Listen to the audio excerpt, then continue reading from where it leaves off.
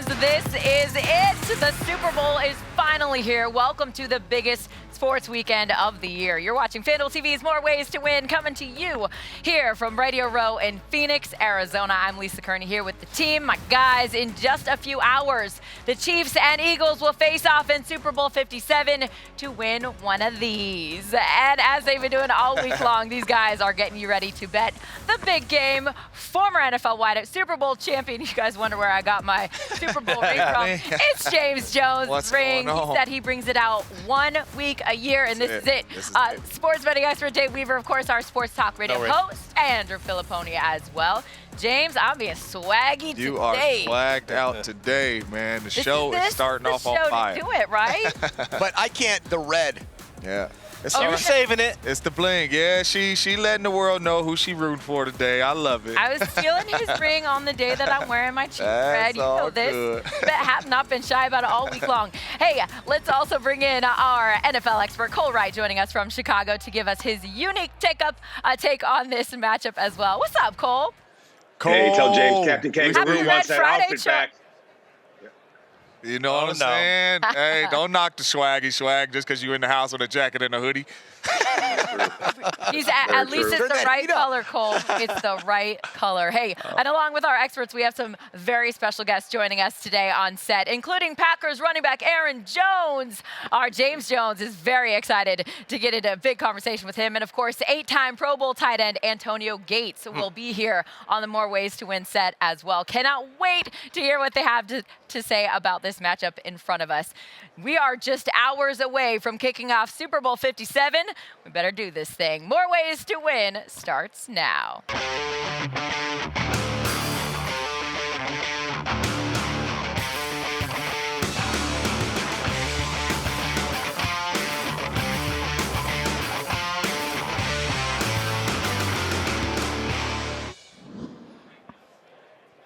And we're going to start this show traditionally. Let's start with the spread, guys. All week long, it's been sitting at 1.5. Still sits there today as we roll into kickoff. The Chiefs, by the way, 7-12 against the spread this year. The Eagles, 10-9. James, since you're so kind to let me wear your Super Bowl ring, I'm going to come to you first. Yeah. Give us your take on the game. I definitely think that it's going to be over. I mean, you're talking about Patty Mahomes, you're talking about Jalen Hurts and all these weapons that's on the Philadelphia Eagles offense. Obviously, you got Travis Kelce.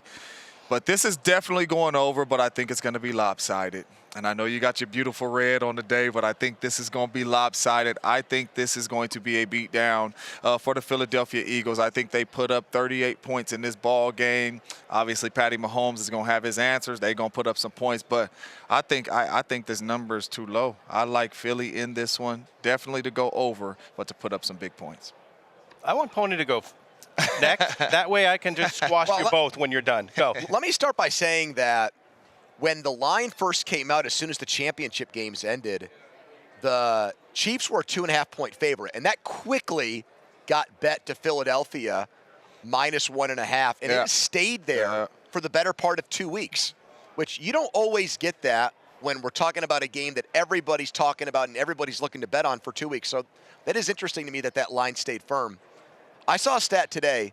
Jalen Hurts, we all think of him as a mobile quarterback. He has the highest completion percentage in the NFL in the pocket. And I don't think of him as just a straight pocket quarterback, James, you know? Yeah. But that must mean to me that defenses have to respect his running ability so much that it makes the throws easier from the pocket. And I'm taking the Eagles unless Chris Jones bottles up that Aaron Donald-esque, Reggie White-esque performance from 2 weeks ago. I think the Eagles win this and win this comfortably, Dave. So all week long. So top that. Yeah, well, all week long, Lisa, their whole reason why they liked the Eagles was their defense, and neither of them brought it up because I've been pounded in their head. No. And I was taking it easy all week, but since this is our last opportunity to really get the point across, I wasn't going to do it, but I'm going to bring out the list, okay? These are the quarterbacks that this great Eagles defense that you guys have been drooling over have played since week 6. Kenny Pickett. Davis Mills. Taylor Heineke, Matty Ice, Aaron Rodgers in the worst season he's had in his life, a combination of Tannehill and Malik Willis, Daniel Jones, Justin Fields, Andy Dalton, who they lost to, Davis Webb, and then Daniel Jones again, and Josh Johnson, and a hurt Brock Purdy. And the only good quarterback that they played in that span was Dak. And the Dallas Cowboys scored 40 points on this defense that you says is so good that's not. And now they're playing the MVP in Patrick Mahomes, not Davis Mills. Yeah.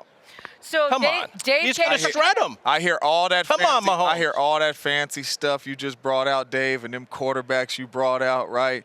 But we've had these answers the last time Patrick Mahomes was in the Super Bowl. And he had a Tyreek Hill on the other side of Travis Kelce. And all week long, all we talked about was, can they block the Tampa Bay Buccaneers? And if they can't, it is going to be a long, long day, and it's going to be a lopsided victory. That is this game in a nutshell. If they cannot block them, which nobody, and I don't care who's at quarterback, the guys up front got to block, and they have not blocked Philadelphia all year long, Lisa. You know why we play the game? Yep. Is to see the game actually unfold in front of us. And Dave, I love that you came prepared. You know Dave Andy Reid is coming none of them prepared quarterbacks good. I on like it. Sunday. Hey, Cole, what's your take on this game? Line sitting at 1.5.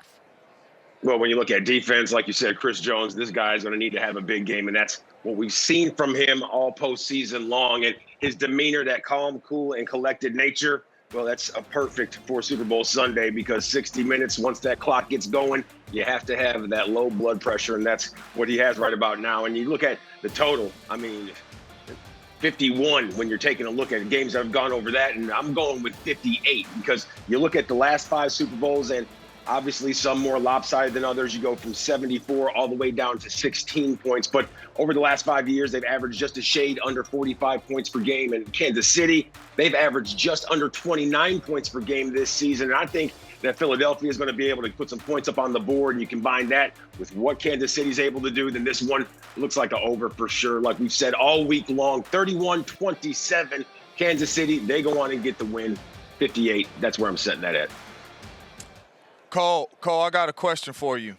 What type of game does Chris Jones have to have for the Kansas City Chiefs to have an opportunity to win this game? Like, is it 2 sacks? Is it 5 pressures? Like, in your mind, against that O-line, what type of game do you think he needs to have facing Jason Kelce and that offensive line? I feel like, James, he has to be a game wrecker. He has to be that dude who comes in there, looks all the rest of the squad in the eye and says, hey, jump on my back. It needs to be at least a pair of sacks, 2, maybe 3 tackles for loss. Maybe he needs to cause a fumble, but he needs to have that kind of day that he's going to look back on 20 years from now and say, hey, you know what? I got there, and what did I do? I laid it all out there on the field. And Kansas City, if they can ride that wave, we know what they'll be able to do offensively. I think it's Kansas City all day, like we said, 31-27, James. I'll see you after the Super Bowl. Quick response to this, Cole. When you lay your head on your pillow at night, you see Jason Kelce and you see Chris Jones. Do you truly believe that that's possible? Hopefully, well, when I lay my head on my pillow at night, I don't see Jason Kelce or Chris Jones. He's thinking about Isaiah Pacheco. He's got his Isaiah Pacheco pajamas on. You know what? I love thank you, Cole. I'm going to get more from you in just a moment. But I love that you brought up Jason Kelce, because on the Fanduel Sportsbook app, one of the most popular prop bets right now is for both Travis Kelce and Jason Kelce to score touchdowns in this game. What? They're sitting there at plus 20,000. I don't know how they're going to get that done. Hey, you never know. A lineman will know. and run. Chris 2 yards. Jones Fumble in the end zone or something. A Chris Jones sack is right around even money. Yeah. I mean, it's not a crazy, it's not like a big-time juiced bet. I mean, that's almost a coin flip bet right now on FanDuel if you like the Chiefs and Chris Jones. It's tough, though, because, I mean, I don't know, like, how many times Jalen Hurts has been sacked this year. I don't know the numbers on that. But you have a big-time offensive line and Jalen Hurts can run. That equals tough for defensive linemen to really get his hands on them. You know what I'm saying? Consistently, you know? All right, you guys, we're just getting started here on more ways to win. You can find those prop bets and so many more right now on the FanDuel Sportsbook app. Great stuff by them. Now, we're going to get to our next segment here in just a moment. But first, Got to tell you about the most anticipated kick of Super Bowl Sunday. It is Fanduel's Kick of Destiny for $10 million in bonus bets.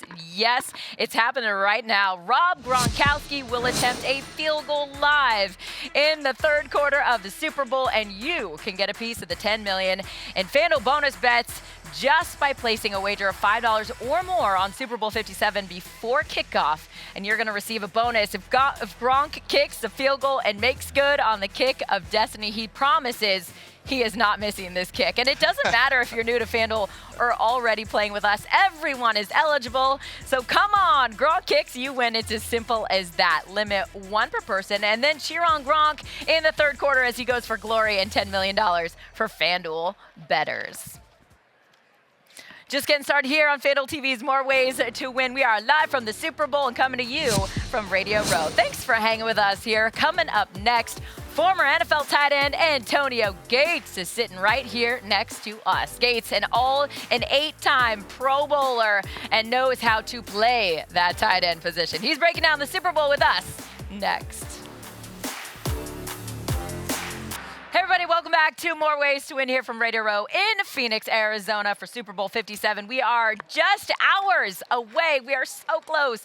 We're here doing what we always do. We're breaking down the big game, and we are so excited to bring in a very special guest to help us do that. I'm excited to welcome in to our More Ways to Win set, former Chargers tight end Antonio Gates joining us. Antonio, good to see you. You look great. We're going to get to the game and all the matchup and everything, but first of all, got to know what you've been up to. How are things? Nothing. Retirement has been challenging, to say the least. But spend a lot of time with the kids, and I'm still involved with the Chargers. So I'm an ambassador with the Chargers. I'm always around the game, and I think that's important. As a retiree, you need to stay involved in some aspect as much as possible. So that's kind of what I do. Stay around the game.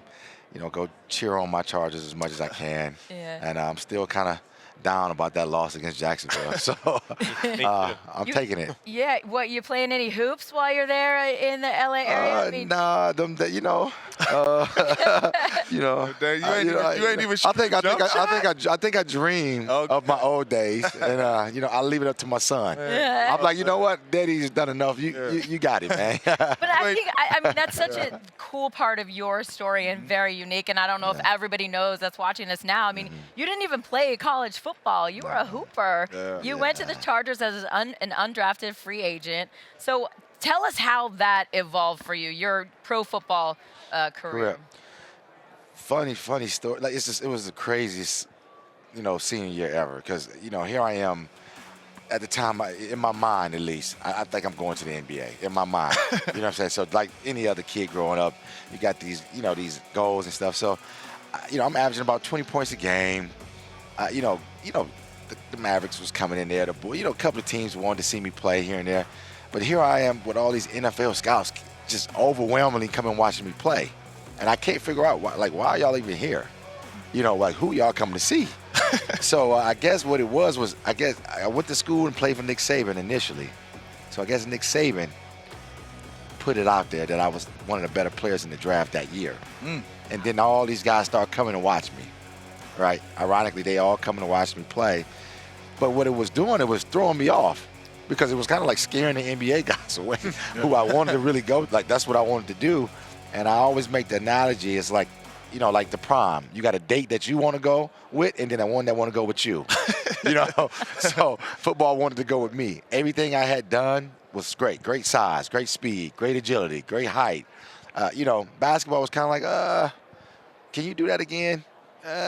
What position you play? You're gonna be. So it got to a point where, as anybody, you got to make a choice as you make that turn from college to the real world. And football was just overwhelmingly wanting me, and I was just like, all right, let me give this thing a try. And when I did it, I gave up on so much that I put into it the game of basketball where it had to work. I had no plan B at that point. That was my plan B. So now here I am trying out for the San Diego Chargers at the time with no, that's it. If you don't do this, you're going back to Michigan. So I'm going out practice and training camp the first week and dislocating my finger. And I was like, hey, put that back together. I can't go home. I ain't got nowhere to go. I ain't got nothing else left. So it ended up working out. And I look up and just it snowballed. I mean, I went from a Pro Bowl and as a starter to a Pro Bowl and another Pro Bowl, and I look up and another, and I'm records, and I'm just like, they like, you know what you're doing? And I'm like, no, I don't. I'm just playing. Yeah. You know, so your story is so inspiring. I love to hear. I mean, the inside stuff is the best stuff. But man, congratulations. That is just awesome. Thank you. Plan B it was a great plan A for you. Yeah. You're like, this annoying girl won't leave me alone. Fine, let's go. Fine, let's go. Yeah, exactly. That's amazing. Man, so you played the tight end position, obviously, at a very high level. You see these tight end National Tight Ends Day. Everybody got T-shirts on and all that type stuff. But if we gonna keep it 100, right? You started this gangster stuff. And what I mean by that is route running, releasing at the line of scrimmage, the basketball release at the line of scrimmage. No disrespect to the other greats, but Tony Gonzalez wasn't doing that. None of these tight ends was doing that until you came in the game. And now you see the George Kittles, the Mark Andrews, the Travis Kelce's. You see these dudes now, especially the Kelce. You know, you see him with the wiggle like he a wide. You started that. Does it make you feel good, number one, like, man, these dudes was watching me? You know what I mean? Does it make you feel good, like, hey, man, the tight end position has evolved, and I really started that lining up out there at the wide receiver position, really running wide receiver routes? And I want to know your take on who is your top 3 in the game right now? Well, I think what happened, you know, it was funny because when I was doing it, I never could see this happening. I used to get cursed out so much for doing all the same stuff that you see Travis do. Believe it or not, I took all the bad parts first. Because I was doing things in the game that was, you know, off-platform, you know, actions. Off script and all. You know what I'm saying? So they were like, what was you thinking on that? And I was like, I really wasn't thinking. You know, I just know that Troy Polamalu is sitting at 16 yards, and I ain't going over there. You know what I'm saying? Or Bob Sanders sitting over here at 8. You know what I mean? So and I played against those kind of safeties. Bob was over here. Sean Taylor was over there. Roy Williams was. I mean, I just seen Dawkins back then. They were knocking people's heads off back then. It was not. So it wasn't. You had to kind of finagle your way, and I didn't have no. It would be equivalent to no credit. I didn't have this bad credit from these different colleges. So I was creating my own. So when coach told me to do something, I generally took it to heart, like that's what I had to do. Most guys come from these big programs. You're fighting with some things that they've learned from these big, you know, USC or, you know, University of Michigan. They've learned things for 4 or 5 years, and now they're trying to change. I didn't have nothing. I was off script with everything, and I remember getting cursed out about the same thing. And, you know, I would go have 10 catches, 160 yards, grading out terrible. You know what I mean? I'm in there, they like, you just did. That was just terrible. I told you to go 14 yards, you went 12. I told you to do 8, you went 4. And then what it became is it became more of a, wait a minute, this guy's having success in the game, in a game setting. And I always revert to the idea of the enemy of great is good. You know, they wanted me to be good. We had guys that did everything good, and they just, at the time, I was just blowing them away with, and I didn't know it. So I'm only saying it now, hindsight, looking at it. I didn't know at the time because I was getting cursed out so much in every meeting. You know what I mean? I didn't even know. I was in my 4th year pro, like went 4 straight Pro Bowls, and my mind, they about to cut me. You know what I mean? It was that kind of pressure. I was like, I just signed a big contract, but I think they about to let me go. You know, so I never was aware, and that was our generation. We never knew the power that we possessed. Like these kids now, you know, they get drafted, they come in with the notion that, oh, I ain't getting cut. We didn't have that. You know, Phillip didn't know because he was number 1 pick overall, number 3 or whatever. He didn't know he had that power. We made it where it was a chain of command. And so it ended up evolving into do it like Gates. You know, it became more of an ad-lib idea. Okay, you one-on-one, win. Win. Yeah, you know what I'm saying? And I would always just, my gift was because I was able to play the game of basketball, is I'm able to move you wherever I need you to be. And if you turn your hips, I'm coming out of it. Once you turn, I mean, it might be short, but I'm going to kiss the ball, you know. And you know, because you played the receiver position. So you can hear it. You can hear the language when you know how to get open. The minute a guy I get to a position, he turns his hips. That's right. I'm coming out of my cut. I'm coming out of my break, and all I ran was a corner post.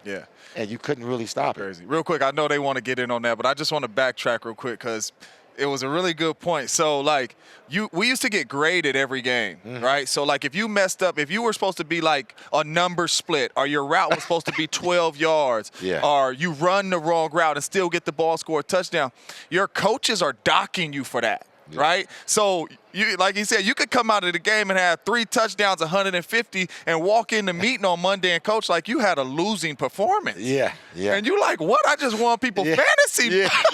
I got to lose, but it's crazy just how, hey, you got to go off script. I was always off too. Plus 40, the balls in the middle, the hash. I'd be like, shoot, I got to get inside. See, that's why you laughing because So yeah, it ended up being. That's funny. It ended up being a trend, to say the least. So when I watch guys now, and I watch them run that little pivot route and things of that nature, I had no one to watch. I had no other tight end to watch because the gift God gave me, I wasn't able to say, okay, this is what Tony is doing because our games were so different in reality. Although he performed at a high level, it just wasn't. The game wasn't the same for us. Your numbers were insane, off the charts. 955 catches, 11,841 yards, 116 touchdowns, and next year you'll be eligible for the Hall of Fame. So we couldn't say this year Hall of Famer Antonio Gates, but I think we will be saying that next year. 100%. Wow. It's, like I said, man, I still haven't truly wrapped my head around it all. Even when I was breaking milestones and I was playing, it's like a surreal moment sometimes because, when you're doing it, you're like so close to the forest to see the trees. And I never dreamed of it either. So it would be like it's a wild fantasy for me because I never was like, I want to play the game of football. I want to be this version. But what I did do is I took every ounce of detailed things that I knew to compete and I put effort into it. So like talent was like the floor. But my maximum effort of what I wanted to do. After a while, I just said, these guys are depending on me. We play together. So you come in and the script was Gates. So now I got receivers mad. They were all mad at me for 10, 15 years. I have to understand, like, these guys, they depend on me. So that meant the world to me. The guys that I play with and going out to produce and perform for them meant more to me than anything, than the accolades. And it ended up, obviously, stacking up with the performances and things of that nature. Antonio, are you picking Kansas City because of Travis Kelce then? No. Tight end fraternity? No. I told you I have a history, with the Eagles head coach and Eagles offensive coordinator. So I think they are very deserving of the championship, just because I've watched them work. Like even before they got to Philadelphia, just the day in and day out and the game plans that they put together. And the countless hours of them staying overnight, not going home. And I think that's what people don't see. They see the surface level stuff, but I actually seen Nick had an interview, and I just watched his face. And I'm like, he probably ain't slept since Monday. You know what I'm saying? Because it's like a lot of work put into game planning. So I know that they do that, and I know they do it well. So I'm really rooting for the Eagles this year. Hey, we appreciate you, and I know Lisa gonna wrap it up. But 955, I know you got one more game left to get to that G now. See, I missed a lot of games, man, when we were winning. So I would miss the end of the season, game week 16, get ready for the playoffs, and now it's coming back. But what's crazy though is when you look at that. Like, even with my career, I ain't got not even close to the numbers as you, but you think back to the drops. You know what I'm saying? Like, man, if I ain't let them go. I know. I'll sit up here. Yeah, absolutely. Antonio, you did all right. 8-time Pro Bowler, 3-time All-Pro. Man. We'll see you in the Hall of Fame very soon. Thank you so much. Appreciate you being here. That was awesome. Love having him on the show. Great guy. Great insight there from Antonio Gates. And we have another great guest coming up right here on More Ways to Win. Packers running back Aaron Jones in the house. We're going to get to him. We're going to get his thoughts on the Super Bowl matchup. Plus, we have to ask him about Aaron Rodgers' future and a certain dark adventure coming up for AR-12. That's coming up. We're back after a quick break. Welcome back to More Ways to Win, everybody. Coming at you here from Radio Row in Phoenix. Guys, being on Radio Row has been a phenomenal experience. This is our second year in a row, and we've had some really big-time guests on this show with us this week. From NFL Hall of Famers to current All-Pros, we heard some great stories, got all that inside information as well. Also, of course, their Super Bowl picks. So what we're going to do right now is take a look back at some of the fun we had with them this week and recap their Super Bowl winners. I think it'll be Kansas City. But I say Kansas City because I want Kansas City to win because I got, like, one of my young guys, Brian Cook, on the defensive side. You know, we went to the same high school. And, you know, being able to see me and him have some success in the NFL and him being able to get a ring, it'll be dope for our school and for our city. So that's really, like, the only edge for me to say, like, I want Kansas City to win. So your heart in it a little bit. 'Cause the boy out there, that's like, I want him to snap, and I want him to feel that feeling. And he can let me know, so when it comes time for me to have that feeling, I can do the same thing. So how do you see this one going? You got a big-time defense with the Philadelphia Eagles, with a bunch of pass rushers, Fletcher Cox and them boys coming. You got Chris Jones on the other side. How do you see this game playing out right here, especially in the trenches, because that's where you played it at? That's what it's going to come down to. I mean, I really like Philly's defense. I really do.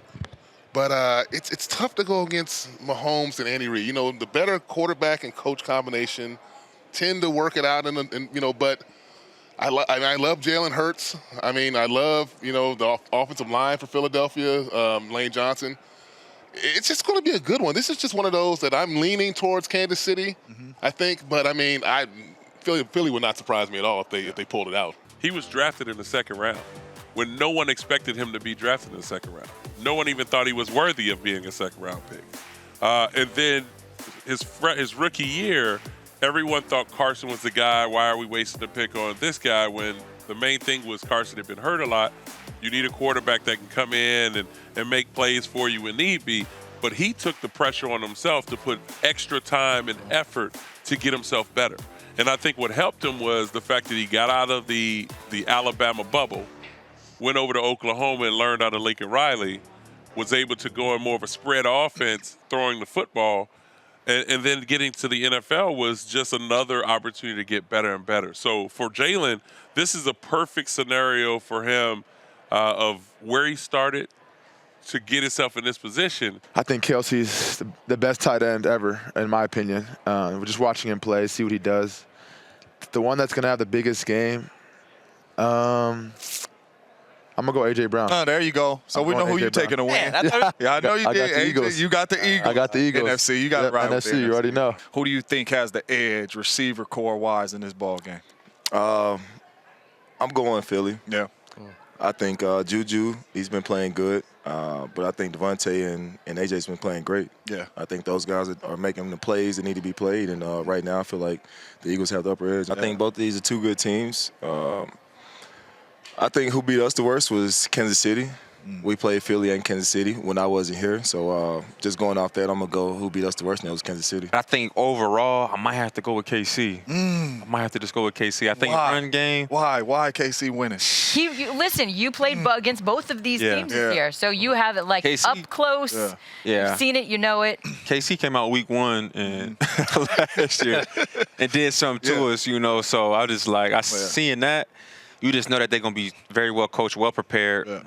Kelsey, Mahomes. You think they got a chance to block them all them boys from Philly? I just feel like they're going to have a game plan ready for it. I know Juju going to step up. That's my man. I know we got that connection from Pittsburgh, so I know what his mindset is and how he going to come to play and even blocking and just being a team player total. So I think run game Philly, but I think I have to go with KC. You got Jalen Hurts. You got Patty Mahomes. Who do you give the advantage to at the quarterback spot? You know, they both different quarterbacks. Yeah. I think, you know, just based off of experience, I think you got to go with Patty. You know, he's been in multiple Super Bowls before, and, you know, he knows what it's like. But, you know, Jalen's a great player. He's a great quarterback. You know, he's mentally strong. He's played in big games before in college, so I'm sure this stage at this level won't faze him at all. If I was a bet man, I bet on the Eagles. I know it's Kansas City's team, but come on. I'd have to bet on the Eagles. I think, you know, Kansas City's beat up a little bit. They had a few injuries last week, and I just read something that they got a few players sick. But I think the Eagles are, you know, healthier. I think You know, their depth is crazy on the D-line, so I think the Eagles are going to pull this one out. I'm going to say Eagles, but if Mahomes' magic is great, I like Mahomes. I can never bet against Mahomes. I would never bet on the game. I tell you what, if I didn't cut Micah and JJ off, they would still be talking. Oh, yeah. Get them a They would podcast. still be I'd talking. listen to that. That was so much fun. Yeah, absolutely. We needed the ding, ding, ding, like the ding. I for the know. I Eagles was and trying. It's a I was split. It's trying to 4 to they 4. were close. Was it Track. 4-4? 4-4. There we go. Even though Parsons made it sound like Chiefs, but ended up saying See, Eagles. that's us 4-4. up here. 2-2. We know. All right. Split. No, don't forget about Cole. 3-2. Oh, Cole. I like it. Cole outdoes us, huh? We have got another great guest coming up on the show. We are so excited by everybody and thankful for everybody that has taken the time to join us on our set here. Appreciate you. More guests coming up here in just a moment. But hey, as we know, every bettor has a system to place their bets. And we want to remind you to make Fanduel's responsible gaming tools a key part of yours. Learn more about time, wager, and deposit limits right now. Visit FanDuel.com/playwell. And we have plenty more coming up on FanDuel TV's More Ways to Win coming to you from Radio Row, including another big-time special guest. I teased it. Here we deliver. Ladies and gentlemen, Packers running back Aaron Jones will be joining us here on set, and former Packer wideout JJ could not be happier. I said just push play on James Jones, and this segment is done. All right, they're sharing their best Green Bay stories. That's coming up next. Welcome back to More Ways to Win from Super Bowl 57. The energy here is off the charts. It's been an awesome week here in Phoenix with all the biggest stars in town, and I say that only to set up our next guest here. I'm so excited to welcome in Green Bay Packers running back Aaron Jones joining us. How you doing? Looking great, looking sharp. How you feeling? Thank you. We're gonna talk about the game. We'll get into all the matchup stuff in a moment. But what you been up to? How's your off season? My off season's been good. Back to training. Really never took any time off. Just kept lifting. You know, I'd rather not stop. Just keep it going and keep working. You know, keep building on it and stacking success. So. Sound like the guy next to you. I want to congratulate you on a huge season. I want to get your numbers right because you had a career high 1,121 rushing yards. A great season for you, obviously, but then you balance that with the fact that it wasn't collectively the season you guys wanted there in Green Bay. You didn't make the playoffs. How do you feel about a season like that when you come out of it and go like, man, I did my thing, but we didn't as a team? Looking back on it, you know, we started off slow, like you said. Wasn't how we wanted it to go, but I felt like once we found our identity, we started clicking, and we started clicking at the right time when everybody counted us out, and we made a run and came up one game short. We were right there. So I was definitely proud of my guys more than anything for being resilient. We never quit. We never gave up. Even when people counted us out, we showed up every day. We worked and we kept fighting. And so for all of that, I'm more proud of that. I'm more proud of them and myself than disappointed or anything. First off, bro, respect to the logo on your T-shirt, man, because, you know, I heard you get up there and talk and say that, you know, you could do a bunch of great things on the field, man, but, you know, if you don't really change no kids' lives or be able to go out there and help kids, you know what I mean, you really ain't do your job. So congrats on that. But thank you. I want to talk to you a little bit about the season, man, because when I look at the roster of the Green Bay Packers is stacked. Now, everybody can have their opinions to where they need a number one receiver or another big-time guy, you know, to go with the youngsters and all that. And you got a really good running game with you and A.J. Dillon. But what do the Packers got to do to get to this game? We just got to execute. Yeah. That's what it comes down to, executing those big moments, key situations. You know, it comes down to those little details. Yeah. And it really shows. It really comes out in those games when it's high intensity, win or go home. You're getting everybody's best ball, so you got to be ready to play your best ball, mistake free, and go cut it loose and play complimentary football. Aaron, there was another show on this set earlier in the week that asked your quarterback what was next from this offseason, and he said 4 days in isolation. Dark room, no technology, pitch black. He's going to use that to find the answers that he's looking for. Have you are you going to tag along? Are you in on that? What's the deal? If I was invited, I'd try it, but You'd go. I You'd think show up. I only think I'd last like a couple hours. Right. A couple hours. I ain't in no dark room. Yeah. Facts. Yeah. Facts. All right, what if he comes out of those four days and says, I'm done, you know? I'm going to ask him to go back in there for 4 more days. You say, okay, all right. All right. Do you think, Aaron, you've got a good relationship with him. You've played with him for so long. Are you trying to talk him into playing? Are you comfortable saying, hey, man, let's run it back next year? I definitely am comfortable with saying that, but right now I'm giving him the space. He on his 4-day, you know, I'm giving him the space. But no, I definitely will reach out and let him know, hey, we'd love to have you back. We want to play with you. You know, you're our leader. You bring so much to the table for us, and you know, it's hard to replace somebody like that. So. Now, I want to jump in here because a lot of people watch the TV copies of the game, and they say, dang, man, Aaron Rodgers falling off, you know what I mean? Wasn't his best year stats-wise and all that. But obviously playing the game, right, just like anything, when you thought you had a bad game, you came in on Monday and coach like, you did your thing. You like, what? Huh? You know what I'm saying? Yes, sir. So the fans is watching it like, man, Aaron Rodgers, you know, had an off season. But I seen throws to where I'm like, he ain't lost nothing. So when you guys came into them meetings on Monday and looked at the tape, is 12 still 12? 12 is still 12. Yeah. 12 is still 12. I've seen, like, I see it every day. So like, he's still 12. He's still making throws. He can still move. You see him scrambling a little bit, running. He's having fun out there. He's having fun. He got a little banged up this year, but just with his thumb and stuff. But even with his thumb, he's still throwing the ball well. Yeah. You're saying 12 is still 12, and you're not the only one seeing it because all these teams are out there saying, hey, come on over. hey, we'll take some Aaron Rodgers on our, you know. How does that make you feel? Are you about day 5 after that dark period? You're going to step on his door. Hey, we're still here, too. Come on, brother. I'm going to knock on his door. Hey, yeah. How does it make you feel, forget. though, to see him being, like, actively recruited to go somewhere else? I don't like it. I don't like it at all. That's my quarterback, and I want him to stay with us. But as other players should, they should try to recruit for their team. So to each his own, but that's my quarterback. We know that that's what you want, and hopefully that happens for your sake. If it doesn't, you got Jordan Love waiting in the wings. Would you embrace him as your guy and let's go? I mean. Would I? Of course. I've already embraced Jordan. That's my guy. You know, we get to work a lot during OTAs. You know, A-Rod's not there, so I'm working with him every day. I'm just getting it in, and I've seen Jordan make a tremendous jump this year. He's ready. He's playing with confidence, and I think that was just the last thing he just had to, you know, get out there and play with that confidence and let it hang, let it hang out. And you've seen that in him even when he was got his chances to play this year.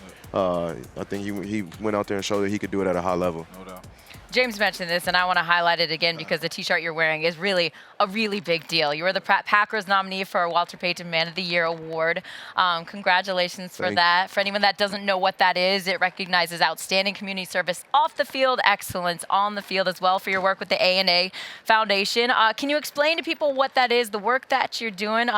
It's something that's really awesome. Yes, ma'am. So it's me and my family's foundation. A&A stands for Aaron and Alvin. But A&A all the way. We give back to underserved communities. We work with military families as well, and then children in general. You don't have to be underserved. And we do different things in the community, like from giving out bikes, like bikes on Christmas, turkey drives, free camps. When with the military, if somebody's if somebody's parent is overseas and they come back, we'll rent out like the movie theater or trampoline park for them so they can bring their friends and the rest of their family and enjoy that moment. That's something I remember. Like my parents were in the Army and they would deploy and come back, and that first day back is like the best day ever. So and then just also giving them coping mechanisms and things, how to help them, because we were once there. And so just being an open book for the kids and being a resource in the community in many different ways. You're the best. That is so awesome. I mean, all the important work we talk about on the field and all the stats, that's the real stuff, like JJ talked about. That's really, really cool. Absolutely. So, number one, we're going to have to collaborate because Love Jones for Kids, a jump in Oh, there with let's you and do it. Let's do it. Let's do it. Some foundation stuff with Yes, you. sir. But each year, right, at least me, and I know you as well. You know, you're my brother from another mother. But each year we go into the off season, and I got to get better at this. You know, this is something that I want to bring to the football field next year when I turn on the tape like, yeah, that's something I worked on. Is it something in your game that each year or particularly going into this offseason where you like, hey, I got to get to the grind on that and get better at that?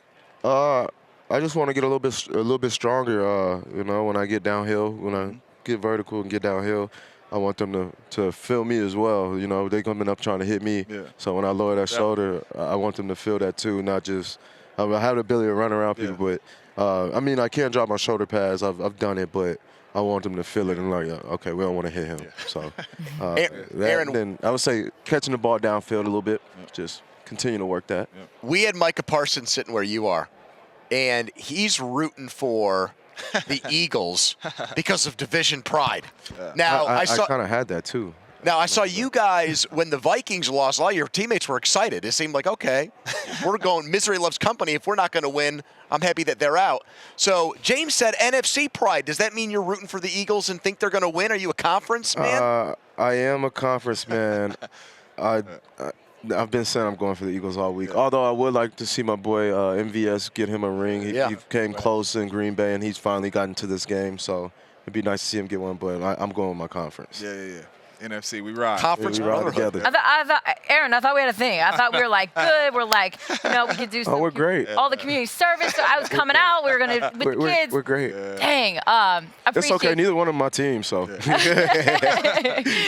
Appreciate you. Thanks for being here. You look great. Thank you. Good luck next season coming off a career year. Aaron Jones, appreciate you being here. Thank y'all for having me. We're back after a quick break. And look who's decided to crash the More Ways to Win party. Finally, Chad Millman, the Chief Content Officer of the Action Network, has joined us all year long, giving us his amazing research and best bets, of course. Welcome in, Chad. I'm going to ask you to give me your 2 best bets for this Super Bowl matchup. Let's get to your first one.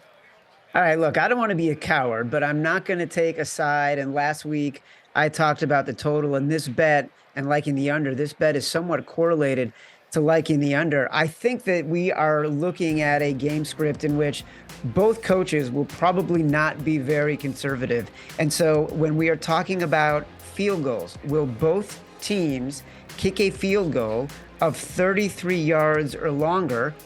I'm going to say no. And I will tell you that this is an old wise guy standby. They love betting this field goal prop. It historically cashes, but we're talking about coaches who like to go for it on 4th down, in the red zone especially, even on the opposite side of the field. So if we're looking at 4th and mid-range, I think they are more likely to go for it from, say, the 35, the 25, than actually kick a field goal. So I like a no on will both teams kick a field goal of more than 33 yards. One more thing I'll say. Harrison Butker, 47% of the games, he only kicked a field goal of that long in 47% of the games. Jake Elliott, 33 yards or more, only 33% of the games. Okay, there you go. Great info and insight on that one. What's your second one, Chad? Miles Sanders to lead the game in rushing.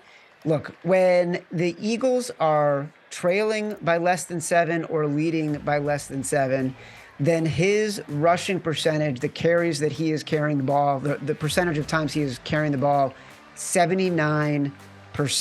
His only real competition in this game is Jalen Hurts, and he outrushed Jalen Hurts in 13 of his 17 games this year. And if you look at the betting boards and you correlate the price on him leading the game in rushing with what his rushing total yardage is, you like the price on him leading the game in rushing a little bit better.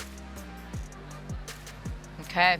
I love it. Enjoy the game, Chad. Super Bowl 57 coming at us in just a few hours now. And I have to say this, you're a Bears fan. James is a former Packer, so there's a bit of a built-in rivalry there. James, I gotta get your take on Chad's picks here real quick. What do you think? I don't field goals and Miles Sanders. I know you like Miles Sanders. I don't think I like his picks all year long. You know what I'm saying? But anytime. Hey, this is the closest the Bears get to the Super Bowl right here, James. Anytime he got an Eagle in there, and I think the Eagles are gonna win, I'm riding with you this week, Chad.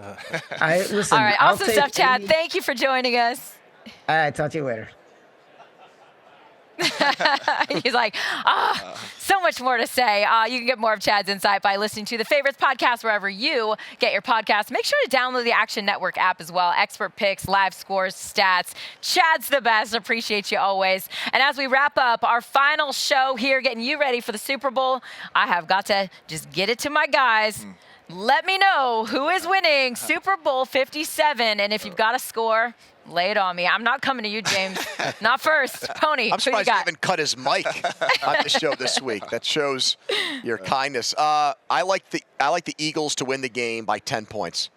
So my prediction right now is 34-24 Philadelphia. I think some of those Chiefs points too might be kind of garbage points. I think they'll build a big lead. I think they'll do it with Jalen Hurts looking like the player he was back in September and October. James has been begging that we come back and do a show next week. You're going to be glad we didn't because you would have been, sorry, Dave, I apologize.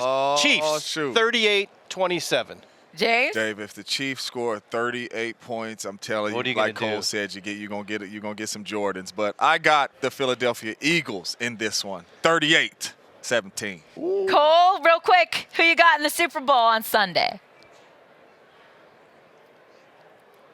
Good. Dennis, let's go! That would be how you finish the show. So good, so good. You know how I'm rolling. Oh, that's crazy. All right, everybody, thank you for joining us from Radio Row here in Phoenix, Arizona, getting you ready for the Super Bowl. Enjoy the game. We'll see you next time.